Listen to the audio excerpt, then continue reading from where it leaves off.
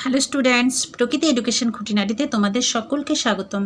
আজকে তোমাদেরকে ক্লাস 5-এর পরিবেশ বই থেকে ৭৯ থেকে ৮২ পাতার প্রশ্ন উত্তরগুলো দেখাচ্ছি।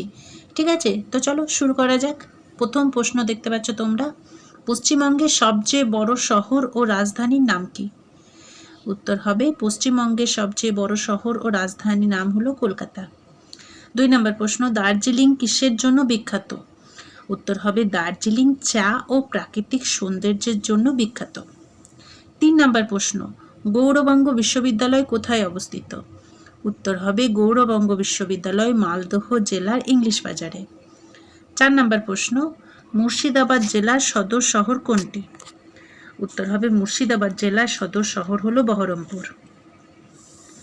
কোথাকার মাটির পুতুল ও সরপুরিয়া বিখ্যাত? উত্তর হবে নদিয়া জেলার কৃষ্ণনগরে মাটির পুতুল ও সরপুরিয়া বিখ্যাত। 6 নম্বর প্রশ্ন, কোথাকার সীতাভোগ ও মিহিদানা বিখ্যাত? উত্তর হবে বর্ধমান জেলার সীতাভোগ ও মিহিদানা বিখ্যাত। 7 নম্বর প্রশ্ন, 7 নম্বরে আছে বিদ্যাসাগর বিশ্ববিদ্যালয় কোথায় অবস্থিত? উত্তর হবে বিদ্যাসাগর বিশ্ববিদ্যালয় পশ্চিম মেদিনীপুরে অবস্থিত। 8 নম্বর প্রশ্ন, বক্রেশ্বর তাপবিদ্যুৎ কেন্দ্র কোথায় অবস্থিত? উত্তর হবে বক্রেশ্বর তাপবিদ্যুৎ কেন্দ্র বীরভূম জেলায় অবস্থিত। 9 নম্বর প্রশ্ন, টেরাকোটা শিল্পের জন্য বিখ্যাত কোন জেলা? উত্তর হবে টেরাকোটা শিল্পের জন্য বিখ্যাত হলো বাঁকুড়া জেলা।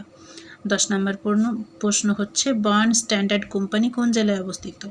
উত্তর হবে বার্ন স্ট্যান্ডার্ড কোম্পানি হাওড়া জেলায় অবস্থিত। 11 নম্বর প্রশ্ন হলো চিড়িয়াখানা ও জাতীয় পাঠাগার কোথায় অবস্থিত?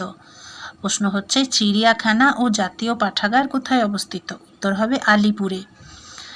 12 নম্বর প্রশ্ন, কলকাতা শহর কোন নদীর তীরে অবস্থিত? উত্তর হবে কলকাতা শহর হুগলি নদীর তীরে অবস্থিত। 13 নম্বর প্রশ্ন, বক্সা অরণ্যর প্রবেশদ্বার কোন শহরকে বলে? উত্তর হবে আলিপুরদুয়ারকে। আলিপুরদুয়ারকে বক্সা অরণ্যর প্রবেশদ্বার বলা হয়। 14 নম্বর প্রশ্ন, রাজা ভাতখাওয়া কোথায় অবস্থিত?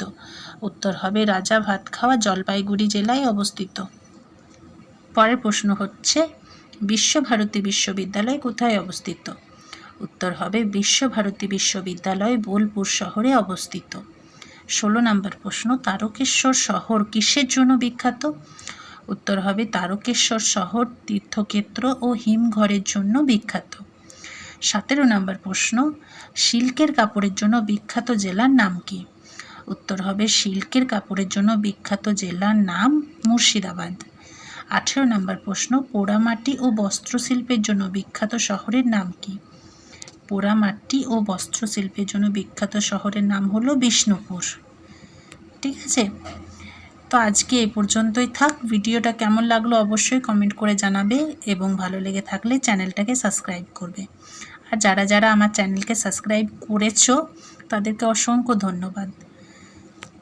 ঠিক আছে, আজকের মতো এখানেই থাক, টাটা।